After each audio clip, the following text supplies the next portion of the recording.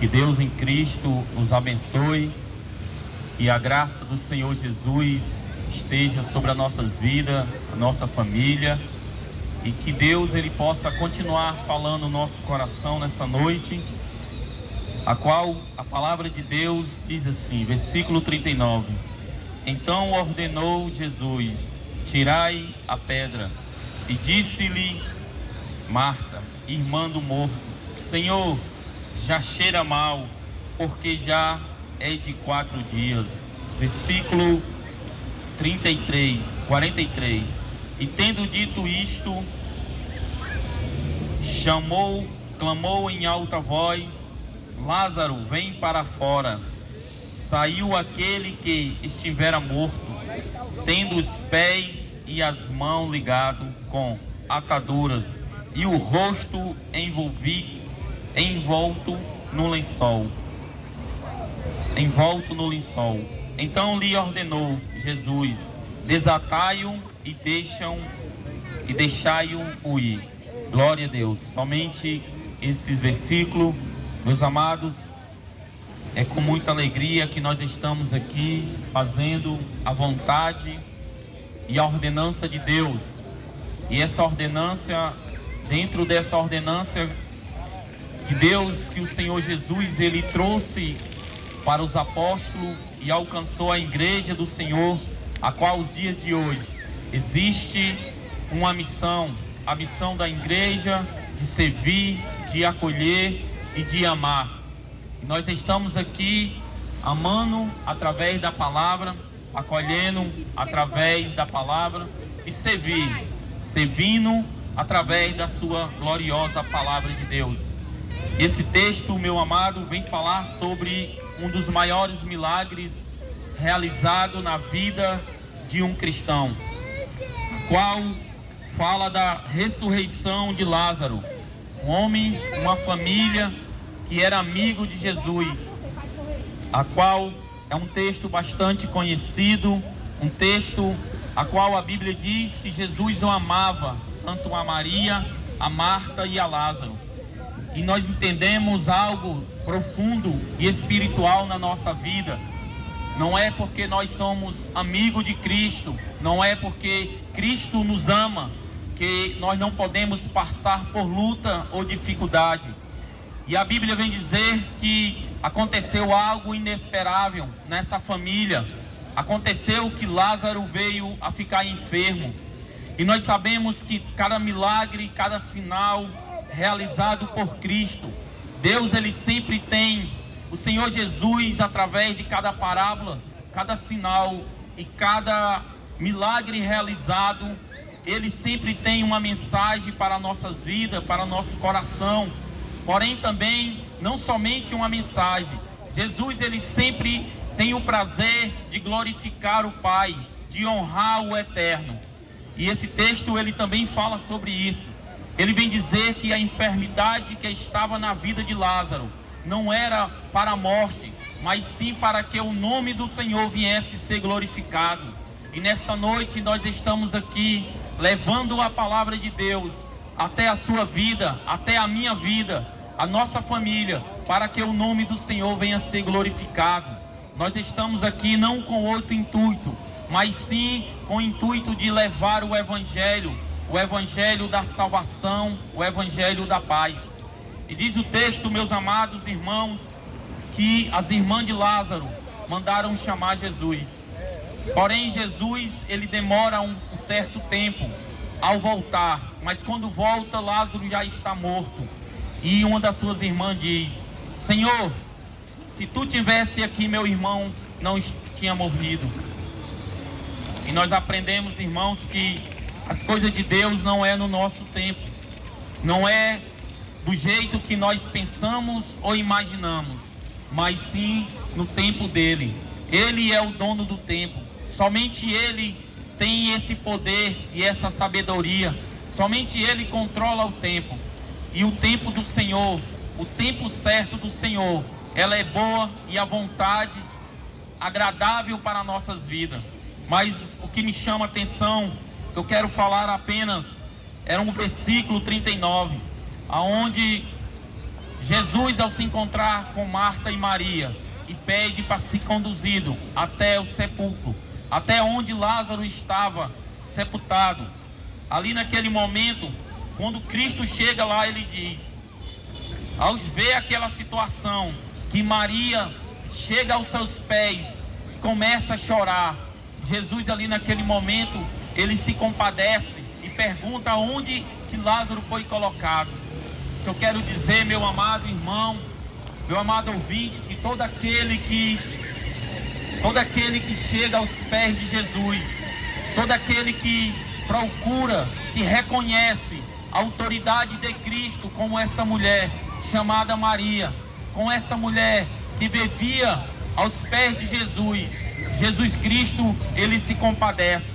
Jesus, ele se compadece daqueles que reconhecem a autoridade, que reconhecem o poder, que reconhecem Jesus como Filho do Deus Todo-Poderoso. E diz o texto que quando Jesus chega naquele local, naquela situação havia uma multidão, onde ali se encontrava também os judeus, que tinham ido à casa de Maria para consolar ela, a qual, naquele momento, Jesus chorou. Chorou porque amava Lázaro. Chorou porque se compadecia com aquelas pessoas, com aquela família. Deixa eu te dizer uma coisa essa noite, meu amado, não é diferente. Jesus, ele também se compadece na tua vida. Ele se compadece com a tua família. Ele se compadece na situação que nós passamos. Jesus, ele se compadece. Ele entende que a nossa estrutura é pó, que nós somos fracos, mas o Senhor, ele é poderoso para nos fortalecer através da sua palavra. Então a Bíblia diz que,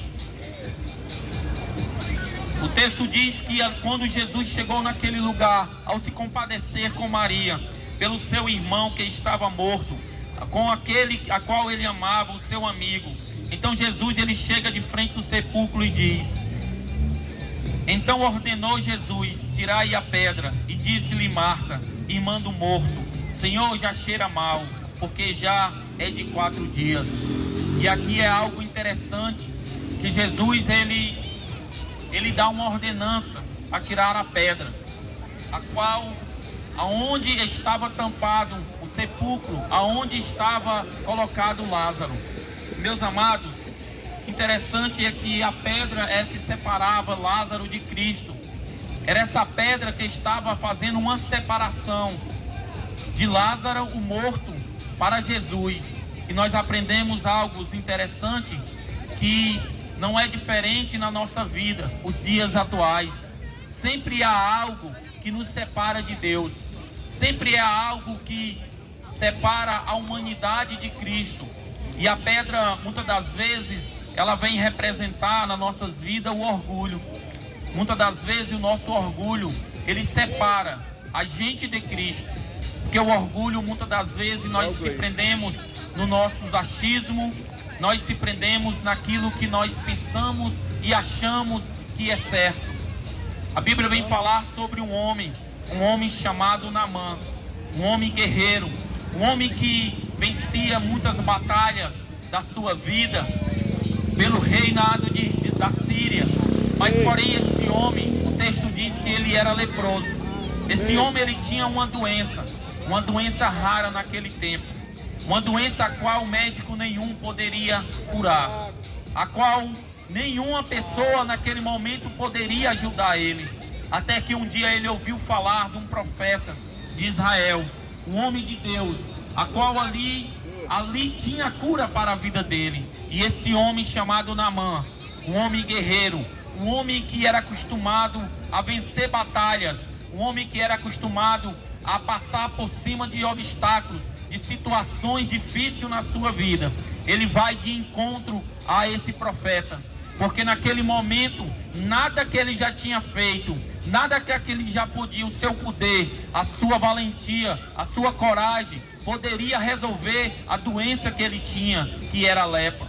Mas ao chegar aos pés do homem de Deus, chamado Eliseu, ele recebeu uma ordenança, ele recebeu uma ordem e disse, vai ao rio Jordão e mergulha 7 vezes. E por conta do orgulho daquele homem, chamado Naamã, quase que ele perde a bênção, a cura, por conta do orgulho. Porque na mente dele, nos pensamentos dele, ele achava que o poder que ele tinha, que a autoridade que estava sobre ele, ele tinha autoridade suficiente para não receber ordem de um profeta, de um homem de Deus. Isso fala de obediência. E muitas pessoas, irmãos, a pedra tem representado esse orgulho.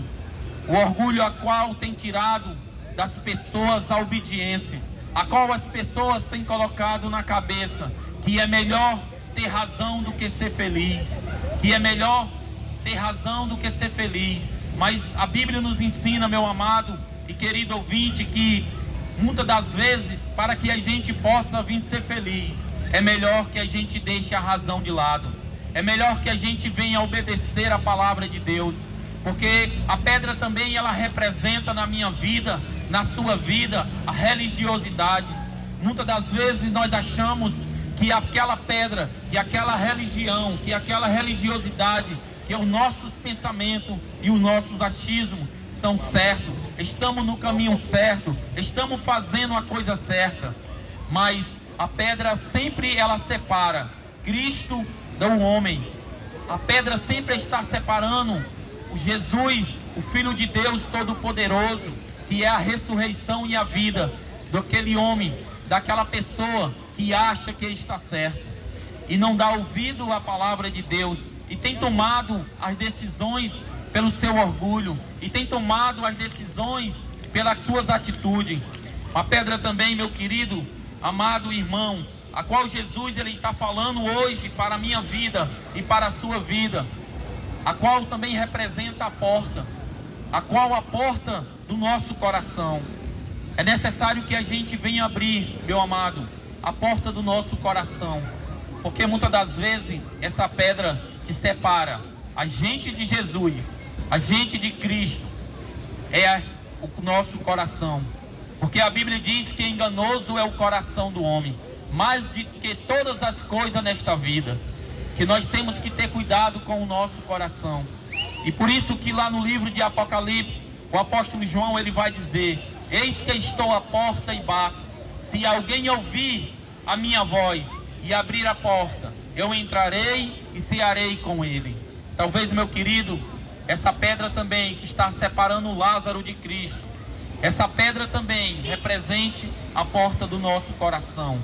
Que nós venhamos abrir o nosso coração nesta noite, que nós possamos ir ouvir a palavra de Deus e entender que nem sempre aquilo que nós achamos ou aquilo que nós pensamos está certo. Porque na verdade há muitas verdades ao homem, mas somente uma verdade, que é Cristo. Que Jesus, como ele disse, se crer, tu verás a glória de Deus.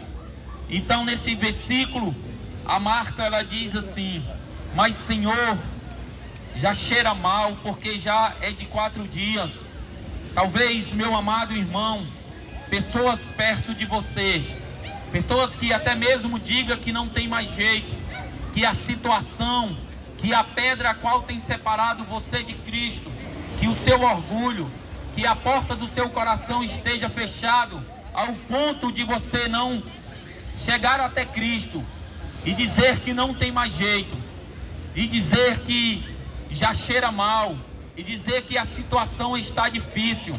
Mas eu quero dizer essa noite para você, meu querido, que aquilo que é impossível aos olhos do homem, aquilo que o homem não pode fazer, aquilo que o homem não pode realizar, Jesus, aquele que tem todo o poder, ele sim, ele pode mudar, ele pode tirar a pedra da incredulidade do nosso coração, ele pode tirar o orgulho que há na minha vida, que há na tua vida, ele pode tirar a religiosidade a qual nós cremos, ele pode sim, ele pode remover a pedra, ele pode tirar aquilo que nós achamos que é certo, que achamos que nós estamos fazendo o que é certo.